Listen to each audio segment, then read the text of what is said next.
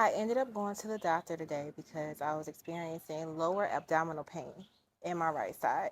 And this had been going on for a couple days. So I found the doctor because I'm in a WhatsApp group for expats in Chiang Mai, Thailand.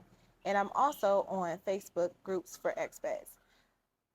I'm saying that in detail because if you are traveling the world solo, make sure you are a part of the expat community.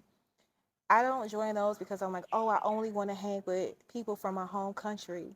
Understand where to go for doctors, for dentists, or something like that. Yes, you can do a Google search, but it will be easier if you just ask in the group because people can share their experiences and weed out where a doctor may be able to speak your home country language, which for me is English. I am from the USA. So I did not expect with me traveling the world solo that everyone needs to speak English. I don't have that mindset. I only speak English. I use Google Translate when I'm in need, but that always doesn't work when you're in a stressful situation. So, knowing a doctor that spoke English or finding that easily was very, very, very helpful for me today. So, being a part of the WhatsApp group, I saw this doctor's name displayed. And so I went to Google, it had a lot of high ratings, and I just booked a bolt to get there. Now, when I got there, I had to fill out a form and I needed to have a copy of my passport on my phone, or I need to have my physical passport and or national ID from my home country. I was in so much pain. I read that I would need that, and I would never go to the doctor in my home country without having my ID. But I was in a lot of pain and I wasn't thinking clearly.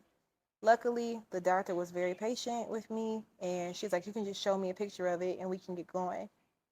Payment. I did not have to pay up front. Uh, the doctor talked to me about my history, and she recommended that I get lab work done and an ultrasound. Next, after I gave a sample, she explained to me what should happen next. And if I wanted to get an ultrasound, she could write a referral for me and I could go with tomorrow or the next few days. She explained that it would be 3 to 5 business days before I got my lab results. So I'm like, okay. And then she prescribed me some medicine for my issues. And she asked me if I needed a medical report for my insurance. I do have travel insurance.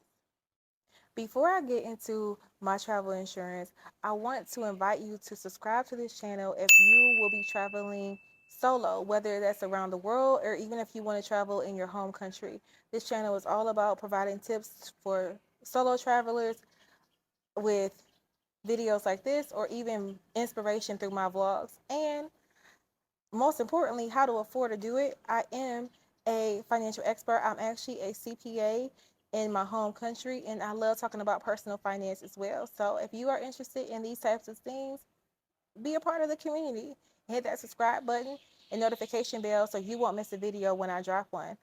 I have travel medical insurance through the company I'm putting on the screen right now. I have pre-existing medical conditions, so I do not have coverage for preventative care. Preventative care is when you would go to the gynecologist for a pap smear. You would voluntarily do this. You would want to get lab work to see what your blood levels are at, just because you want to do preventative care so you don't just go to the doctor when something happens.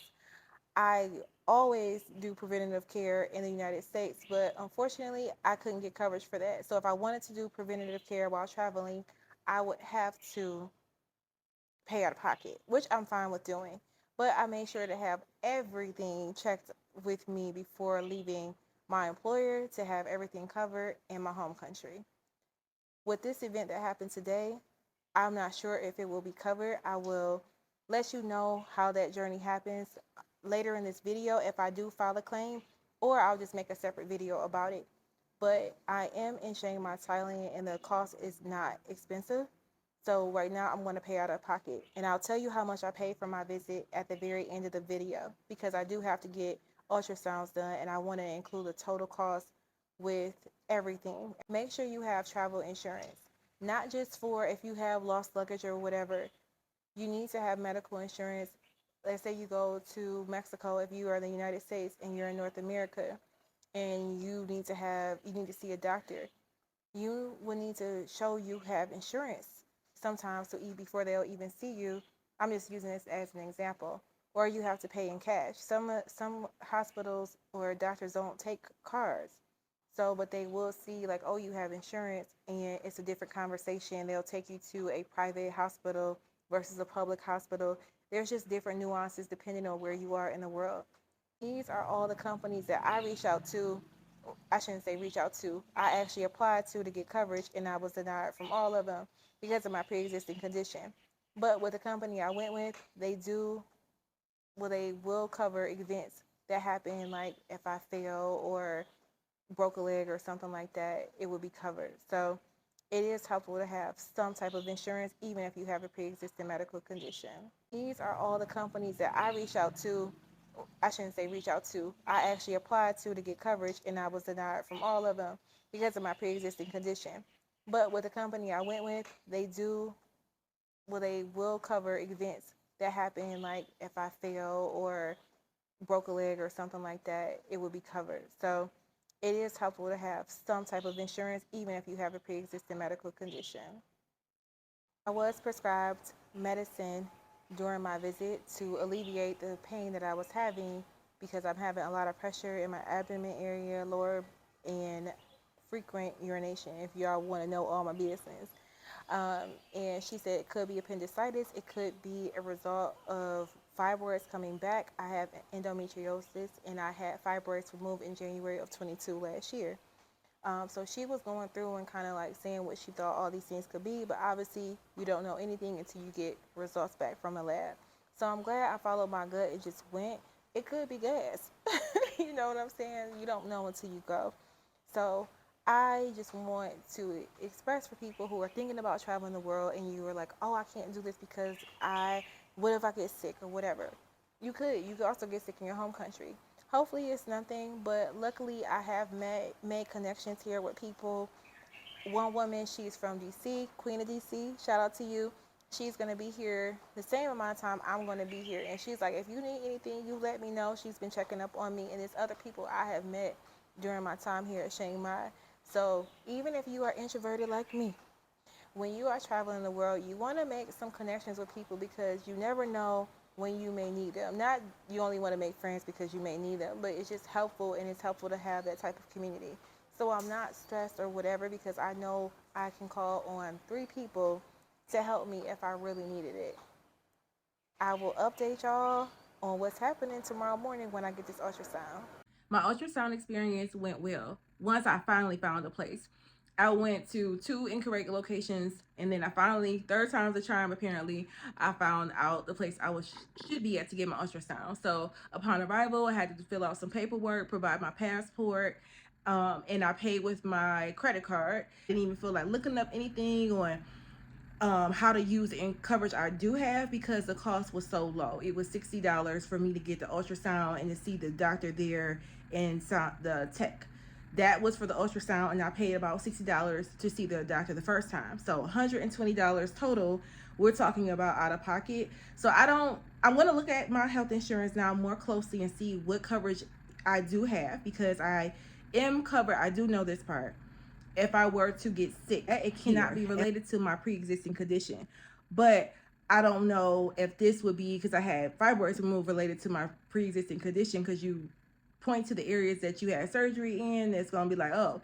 So I probably won't go through and see if I can file a claim. If I do, I will definitely make a short about it or something. My experience getting health treatment in Thailand was very easy. Apparently, I have mild fat around my liver, but that's not causing the pressure in my abdominal area. Everything came back fine. I don't have anything to worry about except for getting the mild fat around my liver gone. I didn't even know there was such thing as fatty liver disease until I went and got this ultrasound. So I'm like, how long has the fat been here?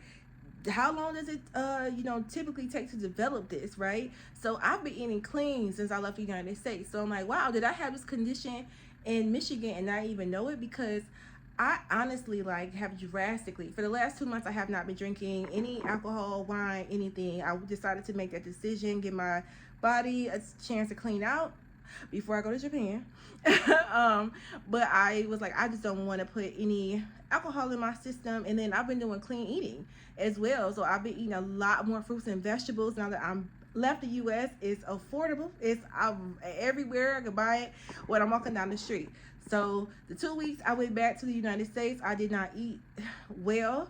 So I'm back to eating how my normal diet was since I left the United States. So I'm like, I know that has to have some positive impact for the fat that was around my liver, because I don't believe it came since I left the United States, which also frustrates me a little because I've had so many tests done before I left the United States. I made sure that I got a genetic testing for something I have going on with me and trying to see the root cause of that. Like, I made sure I used all my employer health insurance to the max before I even gave notice that I was leaving.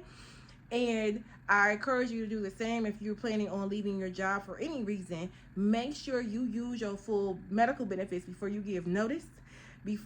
Yeah, just to be on the safe side. And I was like, okay, if something negative comes back, like that gives me any insight that I need to stay here and get medical coverage or medical attention before traveling, I would have done that. But everything that I had going on, it was simply monitor and go live your best life, was the sign off that I had from my doctors back at home. So yes, I did have surgery in the year that I left the United States, but I also keep up with every appointment, all my specialists, all of that. So now that I'm traveling, and if I go back to the United States, I do not have medical coverage that will cover me like my employer coverage did. So I will have to get healthcare insurance when I get back to the United States. But for here, while I'm traveling, I do have coverage if I were to get sick that is not related to my pre-existing medical condition. Let me know if you have any questions about, like, if you want more details about what was it really like being in the hospital, getting an ultrasound, like, how did you find the best medical coverage for you to travel, anything like that.